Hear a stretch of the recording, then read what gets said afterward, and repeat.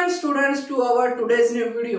आज हम एक ऐसे ऑर्गेनिज्म के लाइफ साइकिल के बारे में पढ़ने वाले हैं जिसने आज तक 21st सेंचुरी के अंदर साइंटिस्ट को कंफ्यूज कर रखा है।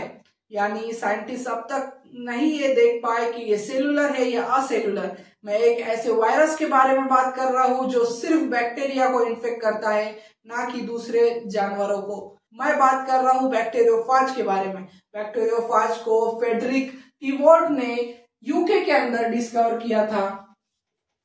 ने बैक्टीरियोफाज को डिस्कवर किया था और इसका नाम बैक्टीरियोफाज इसलिए दिया था क्योंकि ये ज्यादातर बैक्टीरिया को इन्फेक्ट करता है और उनके अंदर अपने लाइफ साइकिल को पूरा करता है।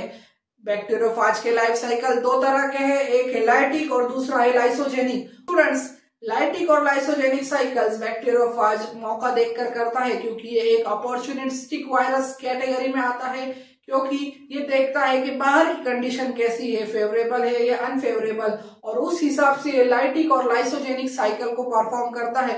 और स्टूडेंट्स, आपको जानकर हैरानी होगी कि बैक्टीरियोफाज और दूसरे वायरसेस के पास अपनी कोई जेनेटिक मशीनरी नहीं होती। जेनेटिक मशीनरी से मेरा मतलब है राइबोसोम, टीआरएनए, एमआरएनए और अलग अलग मटेरियल्स। तो स्टूडेंट्स, ये जेनेटिक मशीनरी ना होने के बावजूद भी ये अपने आप को कैसे रेप्लिकेट कर रहा है? तो स्टूडेंट्स, जब बैक्टीरियोफाज किसी भी बैक्टीरिया को इन्फेक्ट करता है तो ये उसी के घर का चूल्हा यूज करता है, यानी उसी का genetic material, genetic machinery use करता है, और उसी जेनेटिक मशीनरी को यूज कर कर ये अपनी मल्टीपल कॉपीज बनाता है और फिर ये बर्स्ट होकर बाहर निकल जाता है। और इसी बर्स्टिंग के साइकिल को कहते हैं लाइटिक साइकिल, जिसके नाम में ही है लाइसिस और लाइटिक। तो स्टूडेंट, लाइटिक साइकिल देखते हैं कैसा होता है, कैसे हमारा बैक्टीरियोफाज बाइंड होता है और लास्ट में ये कितने नंबर्स में बाहर निकलता है।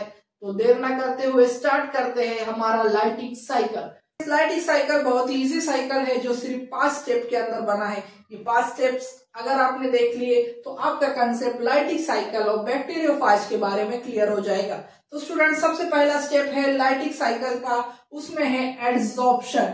यानी कोई भी बैक्टीरियोफाज सबसे पहले क्या करता है, वो जाकर बैक्टीरिया की सरफेस पर, बैक्टीरिया की सेल मेम्ब्रेन पर जाकर बाइंड हो जाता है और इस बाइंडिंग को कहते हैं एड्सॉर्प्शन। और इस बाइंडिंग के बाद बैक्टीरियोफाज का सेकेंड स्टेप है, यानी आफ्टर एड्सॉर्प्शन बैक्टीरियोफाज क्या करता है? एड्सॉर्प्शन के बाद ये पेनेट्रेशन करता है। पेनेट्रेशन किस चीज का करेगा स्टूडेंट्स? ये अपना जेनेटिक मटेरियल क्या करेगा? ये अपना जेनेटिक मटेरियल उस सेल के अंदर इंसर्ट करेगा, जेनेटिक मटेरियल इंसर्ट करेगा और बाकी की इसकी जो कवरिंग होती है वो बाहर ही रह जाएगी। सिर्फ जेनेटिक मटेरियल यहाँ पर कोई भी बैक्टीरिया के अंदर इंसर्ट होगा और बाकी कवरिंग, बाकी का उसका कैस्पिड, शेल, वो सब बाहर ही रह जाएगा और उसका जेनेटिक मटेरियल एंटर होने पर मल्टीप्लाई होगा। यानी सबसे पहले एड्सॉर्प्शन होगा, फिर पेनेट्रेशन होगा और फिर थर्ड और सबसे इंपॉर्टेंट स्टेप है लाइटिक साइकिल के अंदर,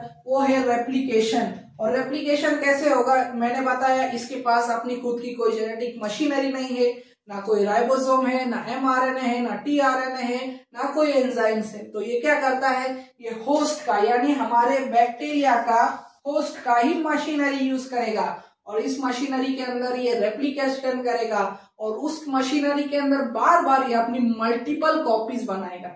और मल्टीपल कॉपीज बनाने के बाद क्या करता है, यहाँ बैक्टीरियोफाज उसी सेल के अंदर थोड़े दिन के लिए अपने आप को इंक्यूबेट कर लेता है। और ये इंक्यूबेट क्यों कर लेता है? इंक्यूबेशन से मेरा मतलब है कि वो छिप कर उसी सेल के अंदर कुछ दिन रहता है ताकि वो मैच्योर हो सके। और ये 4th स्टेप है बैक्टीरियोफाज के लाइटिक साइकिल का, जिसके अंदर मैच्योरेशन ऑफ फाजेस होता है।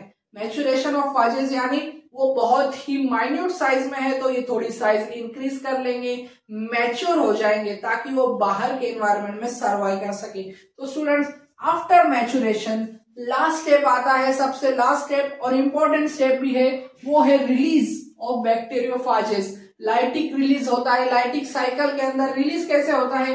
ये इतने नंबर में मैच्योर हो जाते हैं, ये इतने नंबर में रेप्लिकेट हो जाते हैं बैक्टीरियोफाज। कोई भी बैक्टीरिया के सेल के अंदर, मान लो इकोलाई है, इकोलाई सेल के इन्फेक्ट करने के बाद ये कई मिलियंस नंबर में मल्टीप्लाई हो जाते हैं और फिर ये इतने मैच्योर होने के बाद इस सेल को बर्स्ट कर देते हैं।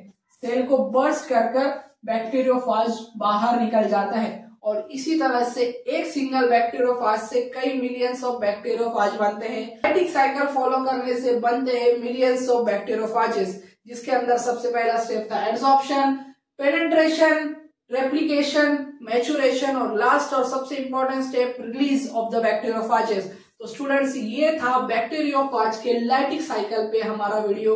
मुझे उम्मीद है कि आपका कंसेप्ट लाइटिक साइकिल के बारे में क्लियर हो चुका होगा और आप भी जान गए होंगे कि कितना यूनिक है हमारा बैक्टीरियोफाज, जो किसी भी बैक्टीरिया की मशीनरी यूज कर सकता है, रेप्लिकेशन मशीनरी, और अपने आप की मल्टीपल कॉपीज बनाकर अपने आप की पूरी प्रोजेनी तैयार कर सकता है। तो स्टूडेंट्स, ऐसी ही वीडियोस के लिए मेरे चैनल को लाइक करें, शेयर करें और सब्सक्राइब करना ना भूलें। Thank you for watching.